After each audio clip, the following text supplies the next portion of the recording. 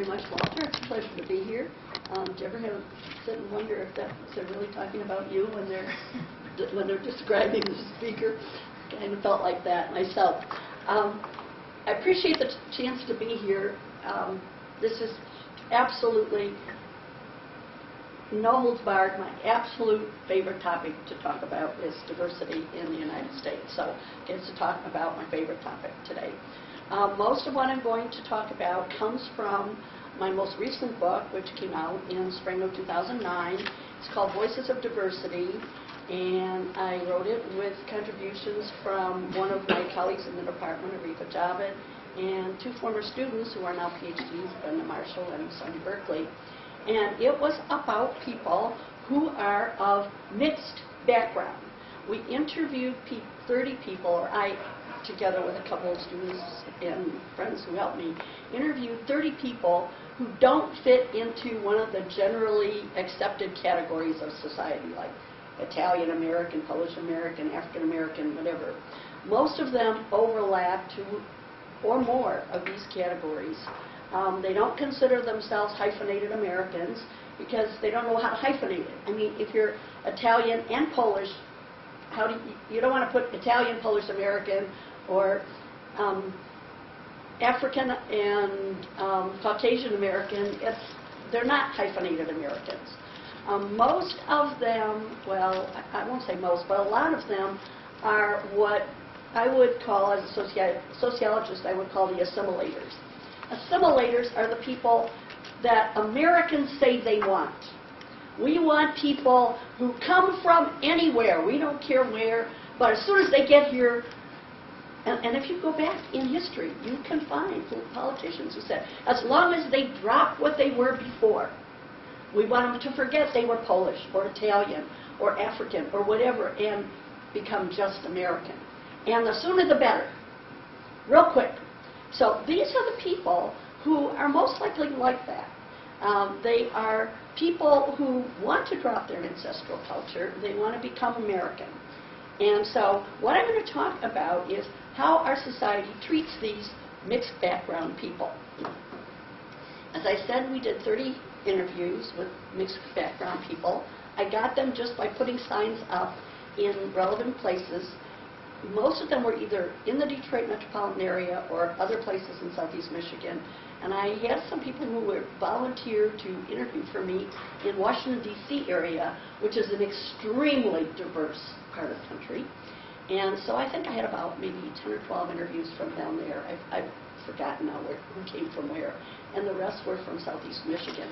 9 of them were multiracial, various combinations of Black Caucasian, Black Asian, European, Native American, etc. 3 were multi-religious, all of them Christian Jewish. 13 were multinationality, and some of those people were also not just multinationality, but multi-religion. 3 were others, and I let people define what multicultural meant to them. So if they thought they were multicultural, even though it didn't fit into my definition, I wanted to interview them. At the time I interviewed them, they were between 18 and 70, and so they grew up in either from the 1940s to the 1990s. Pretty big spread. Fascinating, probably the most fascinating thing that I found is that their experiences growing up did not differ whether they grew up in the 40s or the 50s or the 60s or the 90s. Anyway, that's what I mainly asked them about. What was it like to grow up as a person who was mixed background? What's it like to be mixed? All right, first of all, one of the things almost all of them talked to me about to me was that you're always living at the boundaries. You are always in between groups. No matter where you are, somebody is saying, oh, well, you're one of them. You're constantly reminded you don't fit. Well, you're not really one of us. And I'll give you lots of examples of what they were, the conditions under which they were told they didn't fit. A lot of them complain of always being mistaken for somebody else. People think I'm Mexican, but I'm not. I'm Asian. Or I remember one Filipino, well, tell you about her later, but she constantly said, Hispanics came up to her and talked Spanish. She said, I don't know Spanish, I never knew Spanish, it's not me. And then they would get mad at her for not knowing Spanish. They were constantly asked these questions. Who are you? A lot of them found this very offensive. People can't take me for what I am. They can't accept me for who I am. You look different, you look funny, what are you? Was a constant question they got. They know what it's like to assimilate. Like I said, everyone says they want Americans to assimilate. But as soon as they try to assimilate, they say, wait a second, you're not really American, what are you? So everybody wants you to do that, and they say they want you to do that, but they don't know where to put you once you try to do that. So that's the experiences that these people are going of these people I'm going to talk about. All right, first I'm going to talk about community response in two ways. The main community response is the community as a whole, and then we're also going to talk about ethnic communities. All right, so how do Americans deal with people who don't fit into these clear boxes? We say we want them to do it. Do we really need it? We're uncomfortable with people that we can't put into the little boxes that we have in our heads. We all have these boxes in our heads. He's Italian American, he's Polish, she's Jewish, and we want to put them in these little boxes. And we find this person doesn't seem to fit. Okay, I got to find out which box you're in. Now tell me, give me your history. I want to know which little box in my head you can go into. We're uncomfortable if these people don't fit into our regular categories.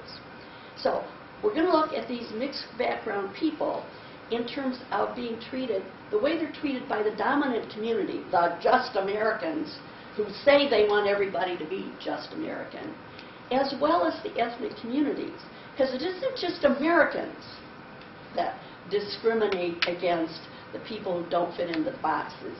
But a lot of times the people in the boxes, they want to put the people, they want to know who they can fit in their box. Because as their box gets bigger, that kind of claims for them more influence in society.